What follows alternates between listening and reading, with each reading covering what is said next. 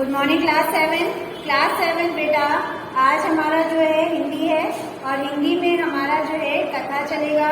तो कथा में जो है हमारा है 11 और 12 चैप्टर है आज के दिन। तो बेटा आज जो है 11वां चैप्टर है हमारा पांडवों की रक्षा। ठीक है, तो इसमें क्या है, 5 पांडव माता कुंती के साथ वर्णा के लिए चल पड़े। उनके हस्तिनापुर छोड़कर वर्णा वन जाने की खबर पाकर नगर के लोग उनके साथ हो लिए। बहुत दूर जाने के बाद युधिष्ठिर का कहा मानकर नगर वासियों को लौट जाना पड़ा। दुर्योधन के षड्यंत्र के और उससे बचने के उपाय विदुर ने युधिष्ठिर को इस तरह गुड़ भाषा में सिखा दिया था कि जिससे दूसरे लोग समझ ना सके। वर्णावत के लोग पांडवों के आगमन की खबर पाकर बड़े खुश हुए और उनके वहां पहुंचने पर उन्होंने बड़े ठाठ से उनका स्वागत किया। जब तक लाख का भवन बनकर तैयार हुआ, पांडव दूसरे घरों में रहते रहे, जहाँ पुरोचन ने पहले से ही उसके लिए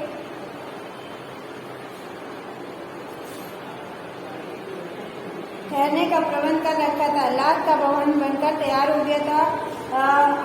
भवन में प्रवेश करते ही युधिष्ठिर ने उसे खूब ध्यान से देखा। विदुर की बातें उन्हें याद थी।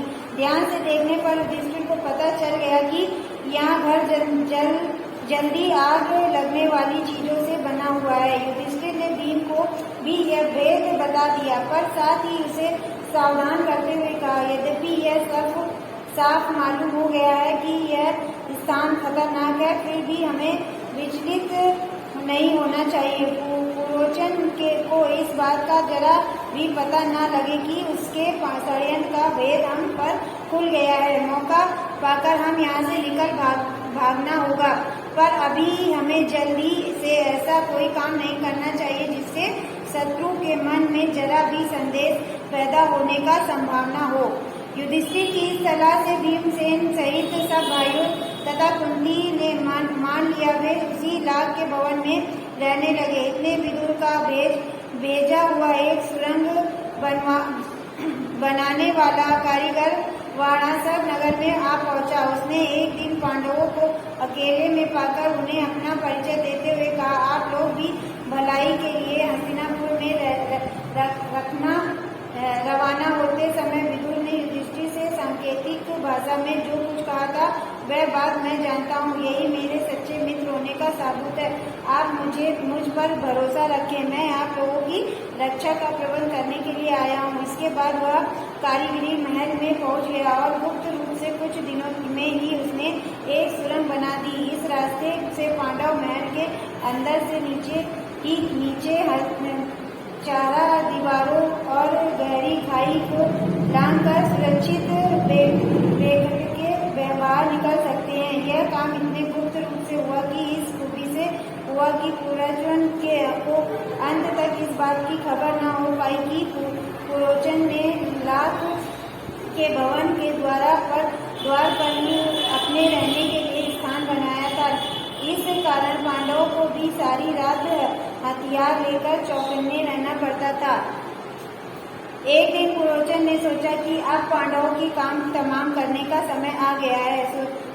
समझदार युधिष्ठिर उसके रंग ढंग से ताड़ गया और कि वह क्या सोच रहा है। युधिष्ठिर की सलाह से माता कुंती ने उसी रात को एक बड़े भोज का प्रबंध किया। नगर के सभी लोगों को भोज कराया। बड़ी धूमधाम रही। मनी को कोई बड़ा उत्सव हो। खूब खा पी कर भवन के सब कर्मचारी गहरी नींद में सो गए। पुरोचन भी सो गया। आधी रात के समय भीमसेन ने भवन की कई जगह आग लगा दी और फिर पांचों भाई माता कुंती साथ सुरंग के रास्ते अंधेरे में रास्ता टटोलते बाहर निकल गए। भवन से बाहर वे निकले ही थे कि आग ने सारा भवन को अपनी लपेट में ले लिया। पुरोचन के रहने के मकान में भी आग लग गई। सारे नगर के लोग इकट्ठे हो गए और पांडवों के भवन को भयंकर आग में की भेंट होते देखकर हाहाकार मचने लगा। कौरवों के अत्याचार से जनता क्षुब्ध हो उठी और तरह तरह से कौरवों की निंदा करने लगी। लोग क्रोध में अपना सपना बनके लगे, हाथ तौबा मचाने लगे और उनके देखते देखते सारा भवन जल कर राख हो गया। पुरोचन का मकान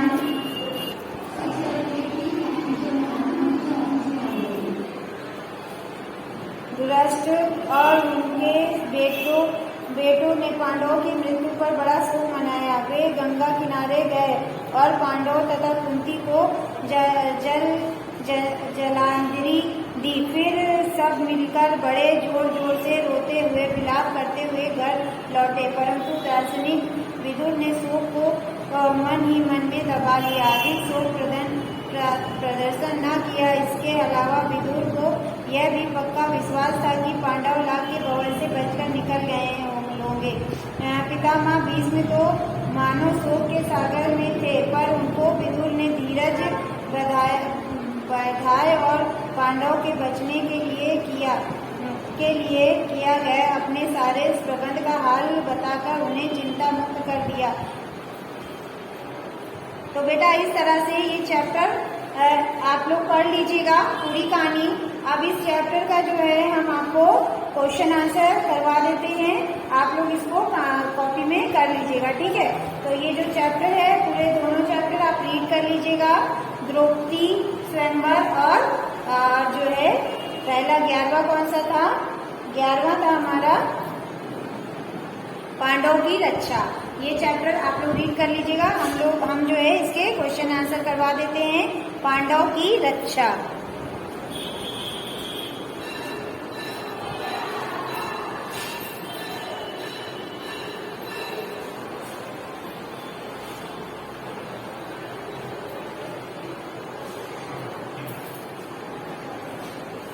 पहला क्वेश्चन है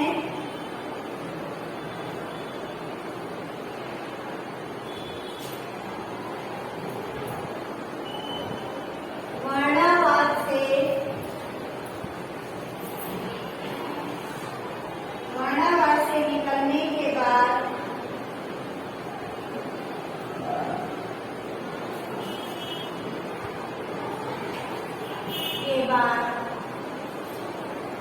पांडव कहाँ पहुंचे।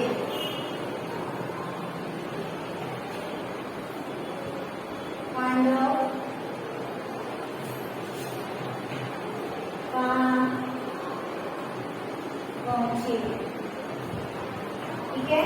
तो इसका आंसर है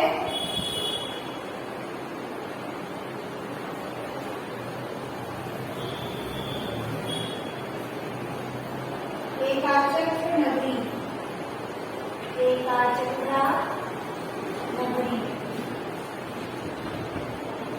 ठीक है। कहाँ पहुंचे, एकाचक्रा नगरी में पहुंचे।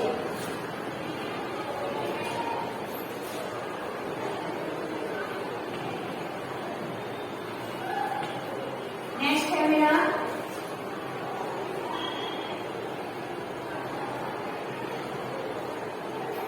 भीम ने वहां किसे दोस्ती की। भीम ने वहां किससे दोस्ती कर ली थी, दोस्ती कर ली थी। भीम ने वहां किससे दोस्ती कर ली थी, इसका आंसर है कुम्हार से। वहां के जो कुम्हार थे उनसे दोस्ती कर ली थी, ठीक है। ये नेक्स्ट है मेरा तीसरा क्वेश्चन।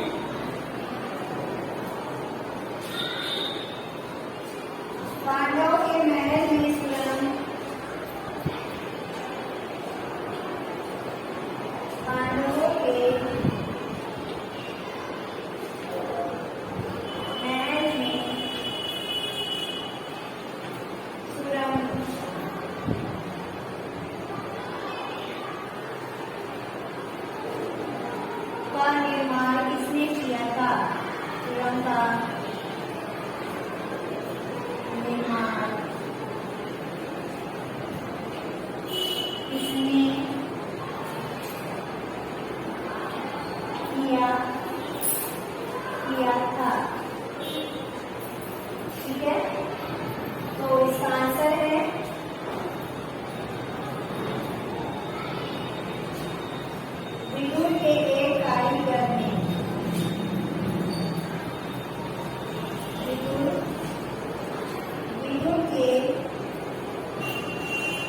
एक कारी करने। ठीक है, आगे देखिए नेक्स्ट क्वेश्चन है मेरा। तो हमारा 4th क्वेश्चन है, उत्सव के बाद जब सब लोग सो गए तो भीम ने क्या किया? आंसर है, सब लोगों के सो जाने पर के बाद भीम ने चुपके से रक्षा गृह में आग लगा दी। ठीक है, फिर 5वां क्वेश्चन है, विदुर को किस बात का पक्का विश्वास था? आंसर है, विदुर को इस बात का पक्का विश्वास था कि पांडव लाभ के भवन से सुरक्षित बच गए होंगे। तो ये तो हमारा हो गया पांडव की रक्षा। अब हमारा 12वां चैप्टर है द्रौपदी स्वयंवर। तो द्रौपदी स्वयंवर के क्वेश्चन हम लिखवा देते बेटा, आप लोग इनको भी लिख लीजिए। इसको आप डालेंगे चैप्टर 12। ठीक है, तो बेटा देखिए इसका पहला क्वेश्चन है द्रौपदी स्वयंवर का, जो चैप्टर 12 इसका पहला क्वेश्चन है हमारा, पांचाल नरेश की कन्या का क्या नाम था? तो जो पांचाल नरेश थे उनकी कन्या का क्या नाम था? द्रौपदी। ठीक है, द्रौपदी जो थी वो उनकी कन्या थी। फिर नेक्स्ट क्वेश्चन है हमारा, द्रौपदी के भाई का क्या नाम था? तो द्रौपदी के भाई का नाम था धृष्टद्युम्न था। धृष्टद्युम्न उनके भाई का नाम था। फिर तीसरा क्वेश्चन है, द्रौपदी का विवाह किसके साथ हुआ? तो वैसे तो द्रौपदी को जीता था अर्जुन ने, लेकिन कुंती के अनुसार जो है द्रौपदी का विवाह 5 पांडव के साथ हुआ था। तो इसलिए हम लोग क्या लिखेंगे कि द्रौपदी का विवाह 5 पांडवों के साथ हुआ था। ठीक है, तो अब नेक्स्ट क्वेश्चन है हमारा चौथा, देखिए क्या है।